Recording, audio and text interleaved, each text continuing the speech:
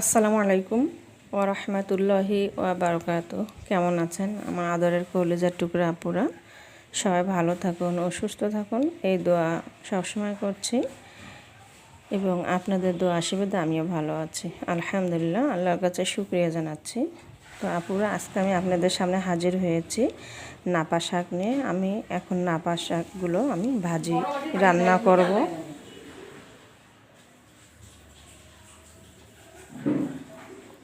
তো চলুন নাপা শাক রান্না করানো যাক। তো আমি কড়াই বসিয়ে দিলাম। এখন আমি এখানে সরিষার তেল দিয়ে দিব।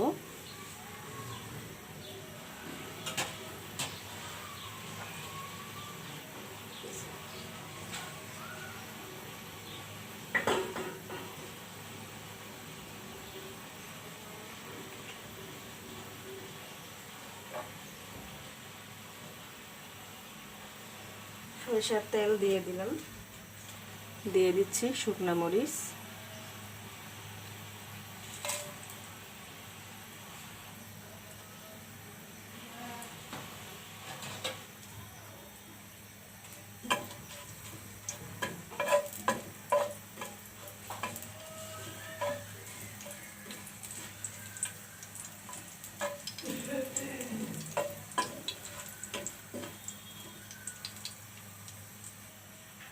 তো এখন আমি এখানে শুকনো মরিচ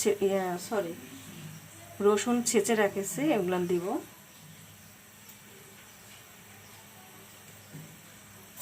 দেশি রসুন ছেঁচে রেখেছি।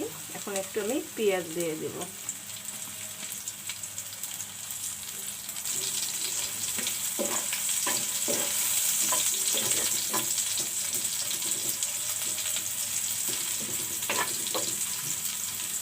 রসুন পেঁয়াজ একটু লাল হয়ে আসলে আমি নাপা শাকগুলো দিয়ে দিব। এখন আমি একটু কাঁচামরিচ দিয়ে দেব।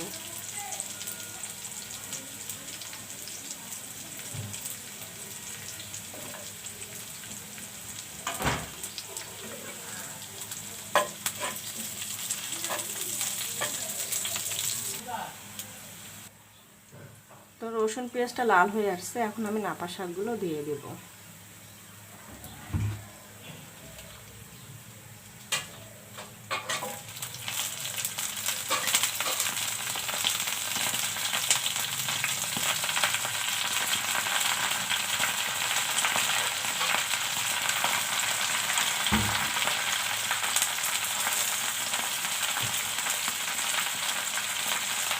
এখন আমি পরিমাণ মতো লবণ দিয়ে দিব।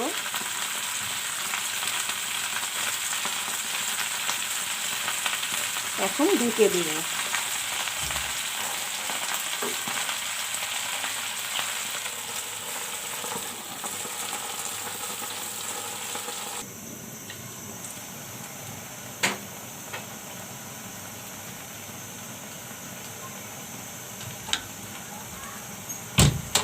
দেখুন আপুরা, নাপা শাক দিয়ে পানি বের হয়ে আসছে।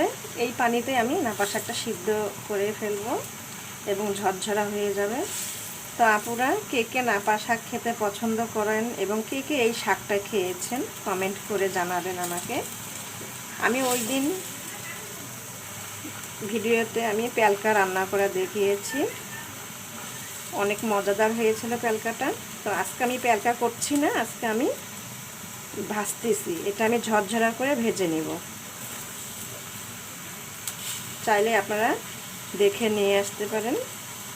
আমি পিছনে যে আমি প্যালকা করে রান্না করা দেখিয়েছি।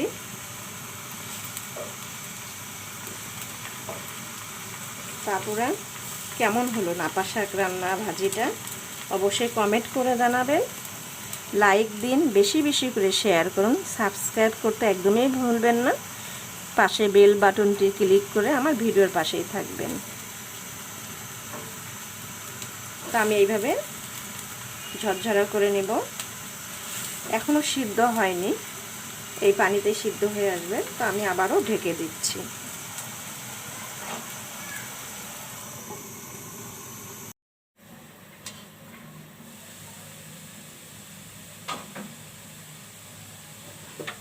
আপুরা দেখুন, নাপা শাক ভাজিটা একদম ঝরঝরা হয়ে গেছে, একদম সিদ্ধ ভালো হয়েছে। এই শাকটা অনেক খেতে মজাদার লাগে, একদম হয়ে গেছে।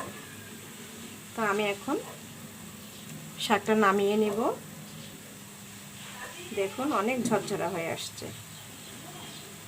অবশ্যই কিন্তু কমেন্ট করে জানাবেন কোন কোন আপুরা খেতে পছন্দ করেন, কে কে খেয়েছেন। যারা খাননি তারা একবার হলেও খেয়ে দেখুন, শাকটা অনেক মজাদার লাগে। তো এখন আমি নামিয়ে নিব। হয়ে গেল নাপা শাক মজাদার ভাজি রান্নাটা। তো আপুরা সবাই ভালো থাকবেন ও সুস্থ থাকবেন। কথা হবে আগামীকালকে। আমার ভিডিও বিকাল 4টায় আপলোড হবে। সব আপুদেরকেই দেখার জন্য আমন্ত্রণ রইল।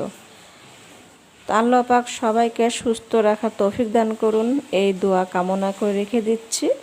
আসসালামু আলাইকুম ওয়া রাহমাতুল্লাহি ওয়া বারাকাতুহু।